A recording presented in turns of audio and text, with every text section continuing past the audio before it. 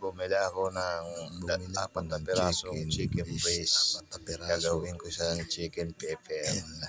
Pepper con sauce ang gagawin ko dito. Papapried ko muna siya para makagawa ko ng sauce pagkatapos ng papried ko.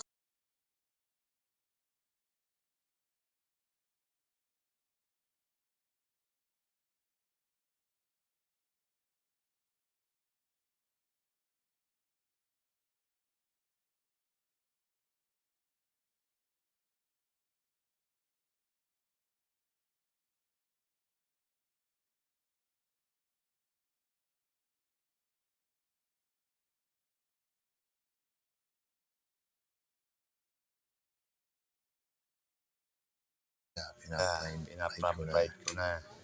Hindi na kailangan i-oven yan. Kasi luto na siya. Ninipisan ko lang ang hiwa. Pagkatapos ng papried ko, tsaka ko na gagawa ng sauce. Kasi ito manipis lang naman ang ginawa kong hiwa para hindi na kailangan i-oven. Automatic luto na siya. Ngayon, pag dito na siya, gagawa na ako ng sauce na peppercorn.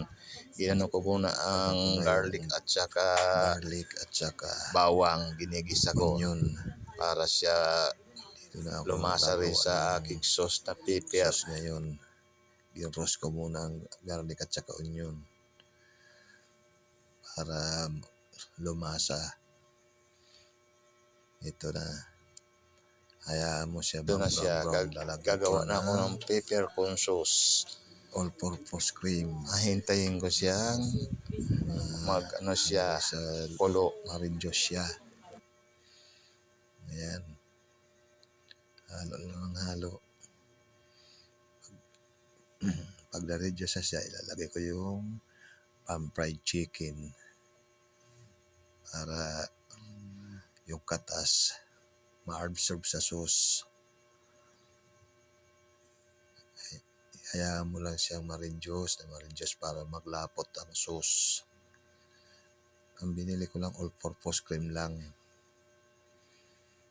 para kasi mahal yung cream na Nestle. Ito na siya ngayon. Lalagyan ko ng asin. Tapos naglagyan ko ulit ng pamintang pino para may lasa talaga pag may pamintang pino, hindi lang cracks. Tapos dinagdagan ko ng paprika para brown ang sauce niya.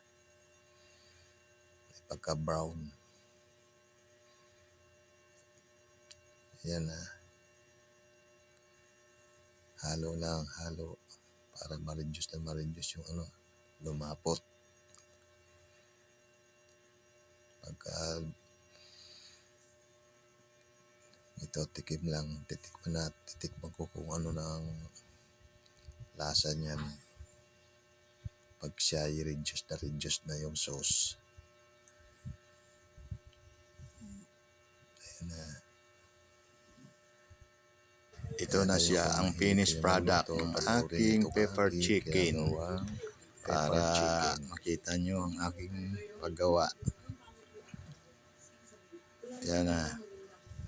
Salt pepper lang yan. Style tool. Guys. Pepper chicken. Ito na. Ayan. Product niya. Finished product.